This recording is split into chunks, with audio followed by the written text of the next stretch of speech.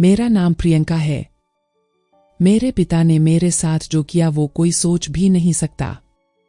मैं अपने पिता की एक लौती बेटी हूं। हम बहुत ही रईस परिवार से हैं।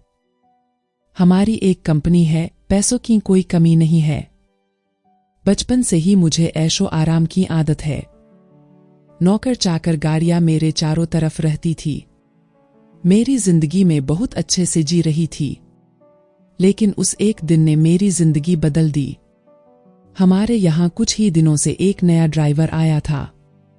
वो ड्राइवर जवान था, लेकिन वो मुझे पसंद नहीं था। वो ज्यादा सवाल पूछता था। कहाँ जा रहे हो, क्यों जाना है, इतना तो मेरे पापा मुझसे नहीं पूछते थे। एक दिन जब उस ड्राइवर ने हद कर दी तो मैंने उसे एक तमाचा मार दिया और उसे नौकरी से निकाल दिया।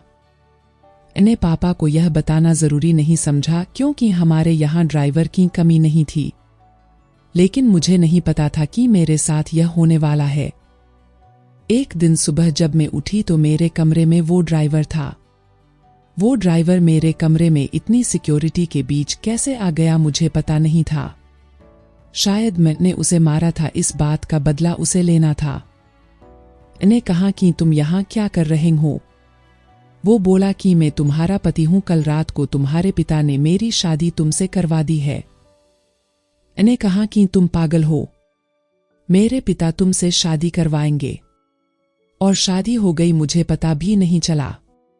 फिर उसने कहा कि मुझे पता था कि तुम यह बात नहीं मानोगी, इसलिए मैं तुम्हें तस्वीरें दिखाता हूं। उसने अपने मोबाइल में हमारी शादी की तस्वीरें दिखाई। वो सच बोल रहा था। मैं उसके साथ मंडप पर बैठी थी, मुझे होश नहीं था। और मेरे पिता भी मेरा कन्यादान करते उस तस्वीर में थे। मुझे उस तस्वीर को देखकर भरोसा नहीं हुआ कि मेरे पिता हो मुझे इतना प्यार करते थे। वो मेरी शादी बेहोशी में मेरी मर्जी के बिना एक ड्राइवर से करवा सकते हैं। मैं उसी समय अपने पिता के पास गई। पापा को कहा कि पापा यह सब क्या है, यह कोई नाटक है। यह ड्राइवर के साथ अपने मेरी शादी करवा दी, वो भी मुझे बेहोश करके। आप ऐसा कैसे कर सकते हैं? पापा ने कहा कि वो मजबूर है। इन्हें कहा मजबूर, हम मजबूर है। इतने बड़े होने के बाद भी इसकी क्या औकात है? हम इसके आगे कैसे मजबूर हो सकते हैं? वो बोला कि जबान संभाल कर बात करो, अब मैं तुम्हारा पति हूं। इन्हें बोला अब मैं इस शादी को नहीं मानती, यह कैसी शादी, यह मेरी मर्जी के खिलाफ है। वो बोला कि मर्जी तुम्हारे बाप की थी, जो इस तस्वीर में साफ दिखाई दे रहा है। वो बोला चलो अब मेरे साथ। इन्हें कहा चलो कहाँ, यह मेरा घर है। वो बोला नहीं, तुम मेरी पत्नी हो और मैं अब तुम मेरे साथ रहोगी, अगर नहीं मानी तो यह तस्वीर मीडिया में जाएगी। मेरे पिता चुपचाप खड़े होकर यह तमाशा देख रहे थे। उसने मेरा हाथ जोर से पकड़ा और खींच कर ले जाने लगा। इतनी सारी सिक्योरिटी, लेकिन कोई उसे नहीं रोक रहा था। मेरे पिता भी जैसे भूत बन गए थे। पर क्यों मैं रो रही थी और वो मेरा हाथ खींचकर मुझे ले जाता रहा। मुझे नहीं पता था कि उनकी क्या मजबूरी थी, पर इन सब के बीच मेरी जिंदगी के साथ बहुत बड़ा मजाक हो रहा था। वो मुझे अपने घर में ले गया। घर नहीं, पिंजरा था, एक छोटा सा कमरा। बाथरूम के लिए भी कमरे के बाहर जाना पड़ता था। उसने मुझे कहा कि यही अब मेरा घर है, यहीं पर रहना है और खाना है। पास में भी बहुत सारे कमरे थे, उनमें भी लोग रहते थे। मैं ऐसी जगह आ जाऊंगी मुझे पता नहीं था। उसने कमरे में खाने का सामान रखा और कहा कि भूख लगी है, खाना बनाओ। एक थप्पड़ का बदला वो इस तरह लेगा मुझे पता नहीं। ने कहा मुझे खाना नहीं आता। वो बोला ठीक है, मैं कहीं खा लूंगा, तुम फिर भूखी रहो। वो इतना कहकर चला गया। इन्हें सोचा था कि मैं भाग जाऊं, लेकिन फिर सोचा कहाँ जाऊंगी, मेरे घर जा नहीं सकती। मैं वही रोती रही। भूखी शाम हो गई थी, मुझे भूख लग रही थी। ऐसी भूख मैंने अपनी जिंदगी में कभी महसूस नहीं की थी। मैं मेरे कमरे की चौखट पर बैठ गई, रो रही थी। पास के कमरे से एक औरत ने मुझे रोते देखा और कहा क्या हुआ? इन्हें कहा भूख लगी है। वो बोली इतनी सी बात। उसने अपने कमरे से एक रोटी और थोड़ी दाल मुझे दी, उसे मैंने खाया। इन्हें हर तरह के पकवान खाए, लेकिन वो रोटी और दाल खाकर मुझे जो अनुभव हुआ लगा जैसे मैंने भगवान को पा लिया हो। रात हो गई थी, मैं वो वापस आया। आते ही उसने कमरे का दरवाजा लगा लिया।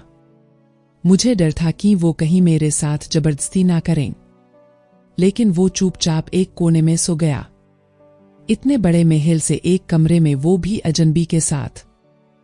इन्हें सोचा कि अब मैं यह सब बर्दाश्त नहीं करूंगी।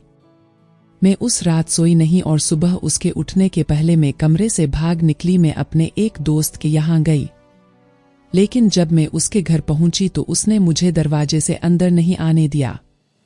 बोला कि तुम्हारे पापा का फोन आया था कि अगर किसी ने तुम्हारी मदद की तो अंजाम अच्छा नहीं होगा।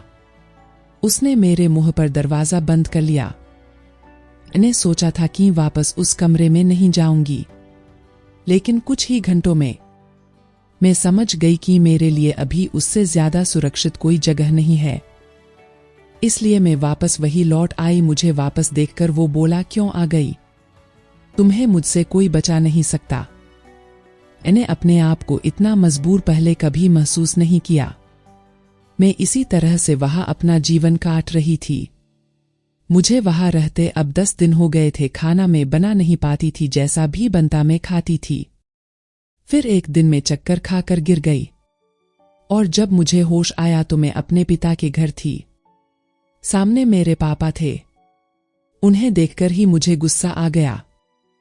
इन्हें कहा, आप मुझे यहां क्यों ले आए? मुझे वही मरने क्यों नहीं दिया? उस कमरे में वो ड्राइवर भी था। पापा बोले, बेटा मैंने तुझे कितना समझाया लेकिन तू नहीं मानी, तो आखिरकार मुझे यह तरीका अपनाना पड़ा। तुम जिस माहौल में रहकर 10 दिन में परेशान हो गई हो, उस जगह से उठकर मैंने यह सब बनाया है। तुम्हें यह सब ऐसे ही मिल गया तो तुम्हें इसकी कोई कद्र नहीं रह गई। तुम शराब के नशे में रहती हो। हमारे घर जो काम करते हैं तुम उन्हें इंसान ही नहीं समझती हो। कितने लोगों को तुमने मुझसे छिपाकर नौकरी से निकाल दिया। तुम्हें पता है नौकरी क्या होती है, कैसे परिवार चलता है? शायद तुम इन 10 दिनों में कुछ सीख पाई होगी। यह ड्राइवर नहीं, अरुण है, मेरे दोस्त और बिजनेसमैन रमन का लड़का। यह तुमसे शादी करना चाहता था। ने ही इसे कहा था कि तुम पहले उसे जान लो। तुम्हें उसने फॉलो किया तो वो समझ गया कि तुम गलत रास्ते पर हो। इसलिए हम दोनों ने मिलकर यह नाटक किया ताकि तुम्हारी आंखें खुल सके। जिस रात तुम्हारी शादी करवाई थी उस रात भी तुम नशे में घर आई थी। पैसे और जिंदगी की कद्र करो। सबके नसीब में यह नहीं होता है। यह सब मेरे लिए था, मुझे सिखाने के लिए। और सच में इन सब से मेरी आंखें खुल गई। मैं एक नई इंसान ही बन गई। अरुण ने भी मेरा फायदा उठाने की कोशिश नहीं की। मुझे पता चल गया था कि वो मुझसे कितना प्यार करता है। पिता की यह सिख मुझे एक नया इंसान बना गई।